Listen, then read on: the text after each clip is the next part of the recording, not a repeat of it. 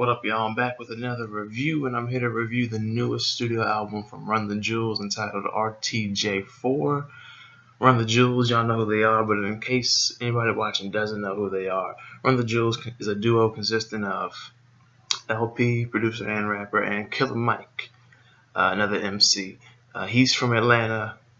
Killer Mike's from Atlanta. LP is from New York. And with the previous three Run the Jewels albums, they were titled Run the Jewels 1, Run the Jewels 2, Run the Jewels 3. They've titled this one just RTJ4. Of course, it stands for Run the Jewels 4, but it's the way it's print out, it just says RTJ4. It doesn't actually say Run the Jewels 4. And some people were like, it just looks bad. I mean, look at the discography. Run the Jewels 1, Run the Jewels 2, Run the Jewels 3, then you see RTJ4. It's like, it just stands. I guess it just stands out to some people. It just it's kind of like an eyesore. It's like it just looks out of place given the other albums. Run the Jewels 3, man, that was like my third favorite project, I want to say, of 2016. They dropped that like around Christmas time, like before or just after Christmas in 2016. And yeah, man, Run the Jewels, man. 3 albums before this, all critically acclaimed, and from what I've seen from this, same thing. It's like 4 highly critically acclaimed projects in a row, which makes me want to say something about that, but I'll wait till the end for that. Let's go ahead and get right into this. The first track, Yankee In The Brave. You know, I love the theme, playing off of one rep in New York, one rep in the ATL, so they've got, Yankees and the Braves. The cities, Major League Baseball teams. So of course I love that, especially being a Yankees fan. They're just coming out hard here, just saying like, we're freaking here. That's basically what they're saying. It's a hard ass track to start off the album. The next track, Ooh La La, featuring Greg Nice and DJ Premier. The singles to promote this project, like one of like 2 or 3. To have Greg Nice, man, like OG in the game, and Premier of course being OG. To have them on a project, it's like,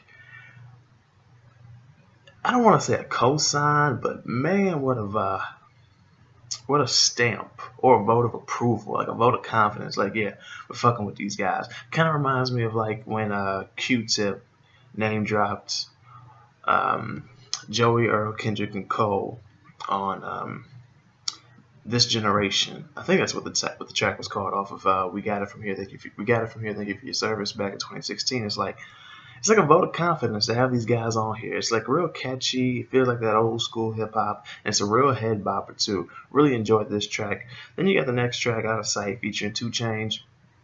Just another head bopper, and straight rapping on this shit. 2 Chainz's verse was cool. I actually did really like it, and 2 Chainz is good. Like, I don't want to say he's underrated, but he's not what he's necessarily perceived to be, or was perceived to be when he was really popping back when I was in high school. Like, 2 Chainz can rap.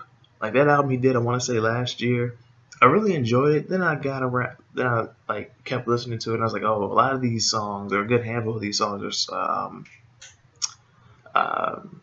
sampled beats from like not 70s stuff and 80s stuff, but hip hop shit. Like there was, I think he had one. It was High Life from UGK off of Riding Dirty, but still nice feature. The next track, Holy Calamafuck. The beat switch / transition was more than a beat switch on this track. It was more like a beat warping. Like the chorus on here felt tribal, and the beat progresses well throughout the track, which I really enjoyed that. And the next track, Goonies vs. E.T. I fuck with the galactic vibe of this track. I could really hear A$AP Rock on this. Like, this sounds like something Ace would be on, especially given that EP he did earlier in the year. Like, this sounds right up his alley. And now we're getting to the part of the album, well, the review, but especially the album, of course, where I'm going to talk more about not so much the beats and everything and the features, but what's being said, because it seems like on the second half of the album is when they really start to drive the message home about what this album's about.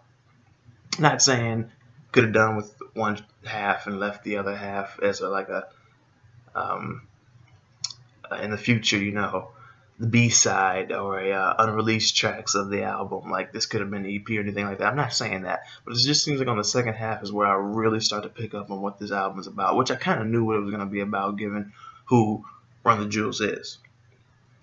This track, Walking in the Snow, featuring Gangsta Boo.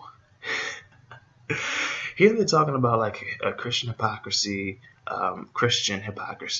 people thinking that they're impervious to having shit happen to them, the black plight, police brutality, people ranting on Twitter, having a lack of empathy, which turns into apathy, and how we're all slaves serving the same master. Really just a track that embraces what could be seen as reality. For some, it would be like, how can I put this? For some, it would be an uncomfortable, harsh truth. For some, it would just be just looking at it as what they perceive it to be. And Gangsta Boo in that chorus, just goddamn walking in the snow, goddamn that motherfucker cold. It's just hard, man. The next track, Just, with the S in Just being a cash sign symbol, featuring Pharrell. Shout out to Pharrell representing VA, and Zach De La Rocha from Rage Against the Machine, who was on the last album, I want to say. Just saying, like, talking about the slave masters that pose on your dollar and how money is the master, and just asking, like, why are we leaving our trust to the government? Like, there was this one quote where he said, I'm questioning, I think it was LP, he said, I'm questioning this quest for things. I fuck with the pre-chorus a lot, like, it's talking about the master of these politics. You swear you got options. Master of economics because you took yourself from squalor. Mac at academics because your grades say you a scholar. Or so your grades say you a scholar. And it goes back to the whole, look at all these slave masters posing on your dollar. Next track, Never Look Back. Just talking about getting it and just getting it and never looking back. Like, straight crime and grind. Like Mike talked about his mom being a queen pen and how his daddy said, never give a honey his money. But he also talks about how gratitude is everything. And especially that last verse from Mike, which I don't have any direct quotes from it, but I do remember it vividly. Like, you just gotta fuck with it. The next track, The Ground Below. This is kind of playing off the last track, if you ask me, because even though the boys are being ruthless, like in the last track, they're remaining considerate of others at the same time. Like, they just talk about how love never really meant much to them or money. And I think it was LP that said he'd slap a dime shot if they pronounced his name wrong. And just saying fuck the world and how they're on a murderous conquest and everything. Or how the masters and the leaders of the world may be saying that are on a murderous conquest. Like, they are being ruthless, like I said, but they're still remaining considerate of others, even though I don't really have any notes of that. That was what I had found in this track. The next track, Pulling the Pin, featuring Mavi or Mavis Staples and Josh Homme. It's like a story with this track of evil, complacency, greed, deception, self-loathing, cynicism, etc. Mavi's got that old, wise, bluesy, soulful voice on the chorus, and it's just freaking heaven. Like, this is one of my favorite tracks on here, if not my favorite. The only thing that's making me question if it's my favorite or not is the last track, A Few Words with Firing Squad, Radiation in parentheses. It's the outro to the album, and it just kind of feels like they're saying, we'll leave you with this until the next one, at least. Like, just talking about how you can't just refuse to go out like a stereotypical, because I don't want to say typical, but a stereotypical rap drug fiend. You got to be strong because you got people depending on you, and with you striving towards that and having that mentality, having that mindset, the devil won't be happy. And I just love the horn on this track too. It just feels like an outro. Like the beat switch is nasty as well, and it's got that kind of a cinematic intro vibe to it on the beginning of the track. But the outro has that as well. But especially on the intro, and for this to be the outro of the album, for it to just seem and feel real cinematic towards the end like this, kind of reminds me of that second track off of Quelle Chris and Chris Keys' Innocent Country 2 earlier in the year, and parts of, especially towards the end, of Ari the Rugged Man's All My Heroes Are Dead. Just really enjoyed this album, man. Like, from the beats to the features that were on here, that's more so the first track. But then in the second half of the album, just really getting what they're trying to drive home. It's like a nice mix. Yeah, you've got your beats, you've got your nice features, you've got something that's for the straight hip hoppers out there who want to hear rap, but then you've got something for the other side, or the other hip hop fan. I don't want to say other like they don't belong or they're different, because hip hop's just hip hop. But on the second half, you're getting more so for what Run the Jewels. You're getting content that plays more into who they are and what they've done in the past. Talking about socially and politically conscious shit. I actually have some notes just about this album and them in particular. I'm really glad that the anticipation and the hype didn't dwindle for Run the Jewels. It's actually grown, it seems, and they've lived up to it. They're, like I said, they're on their socially and politically conscious awareness. They're really on socially and politically conscious awareness. They're really on their social and political awareness and conscious music. I think, and I'm starting to see this, I think it's time to start talking about them as all-time duos, like up there with Cast, UGK, guys like them. And for them to be one guy from New York, one guy being from the South, like the deep South, like, that's just cool to see. To think about a duo like that.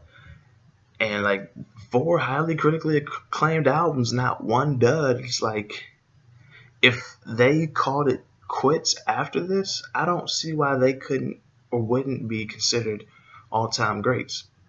With 4 highly critically acclaimed albums like this, at least one for me is growing into a classic as time goes by with Run the Jewels 3. And like I said with the others, even this one, the newest release, is like, why not talk about them as all-time greats? Why not look at them and say they're essential to hip-hop? Like, as a whole, definitely essential to this generation, definitely essential to the 2010s and now 2020.